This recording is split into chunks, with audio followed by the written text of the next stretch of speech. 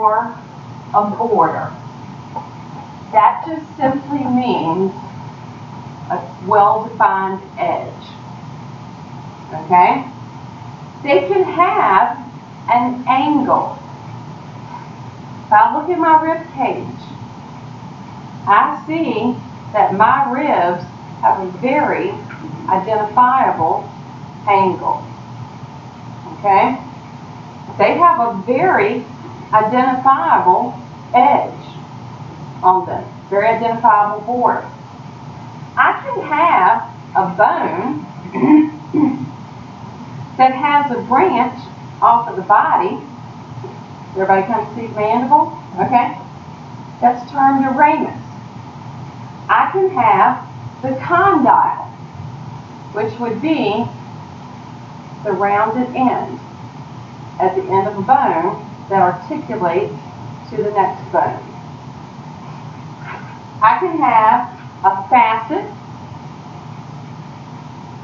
which would be a small, flattened, articular surface.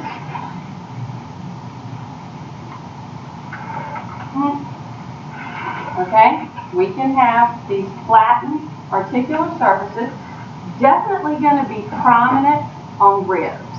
Okay? Because when you take the ribs and look at them separately, their connection to the vertebra has a lot of markings on it. And there are a lot of facets that are present. I can have projections. If it's very prominent, we call it a process. If it's a rounded bump, we have a tubercle. If it's a knob, we have a tuberosity. On the femur, we're going to see something called the trochanter. Femur. Okay? Is that this bone or this one? Yes. Okay? Don't tell me that's the femur. Please don't tell me that's the femur. And epicondyle, when you're looking at the bones, the area just above the rounded piece is the epi. Okay? We're going to see that we can have very well-defined lines, like when you're looking at the femur, very well-defined lines of the feet, right? Okay, very well-defined lines. We can have a crest or a ridge, okay? Oh, come on, kid. All right, stand up. We can find that we're going to have ridges that will exist on bones. Things can have like a spine coming off of them. We can have a foramen, most famous is the one for the exit of the spinal cord. We can have a canal or a meatus, which is a tunnel which happens in the ear, most famous one.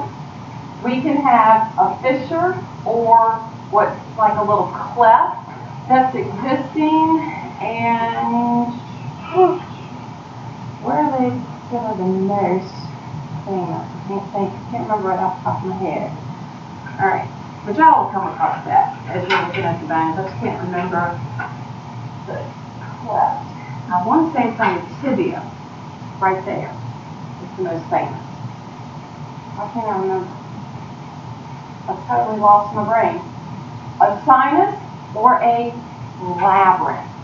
When you begin to look at the facial bones are very complex, to say the least, okay? And they have all of these bony ridges and the sinuses, the spaces that exist between them. A fossa, that's going to be a general term. If you look at a bone and it has a deep depression, that's going to be a fossa. If it occurs in the margin, it's a notch, such as this right here, okay, in the elbow. Fovea is going to be a little pit that exists. They try to represent it right here. and the femur bone, a groove, or a sulcus. That's going to be a deeper, narrow impression on the bone. All right?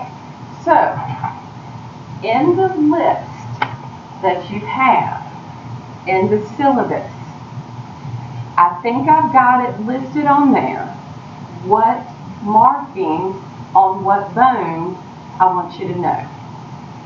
All right? So be sure to check that list out and be familiar with these terms, because these terms right here, you're going to see them on your test next week. All right? It might be in the form of matching, it could be in the form of short answer, that sort of thing. All right? Any questions about this right here? All right, so Chapter 8, after this point, okay, and that's just another list, some of them that exist. The majority of the ones that I've put on the list, on the other two slides. But the way that this chapter is going to go from this point forward, it's going to begin to take apart our axial skeleton and our appendicular skeleton, and it's going to begin to look at each bone separately. Even though all of the material is in the PowerPoint, you do not have to know all of it, okay? You do have in the list of the syllabus certain ones that you need to be familiar with. So next Thursday on the test, if I were to put this picture on the test, would you be able to label the bones that are listed here? Do what? No word bank. Don't get to, no word bank. Could you label these? This right here, you like, is it going to, well, let's just say that there's a high probability that this picture could be on the test. But this is the same picture that's in your textbook as well as in your lab manual. So I would want you to be able to label it. Yes, no, maybe. Yeah. Okay. We're going to stop right there for today.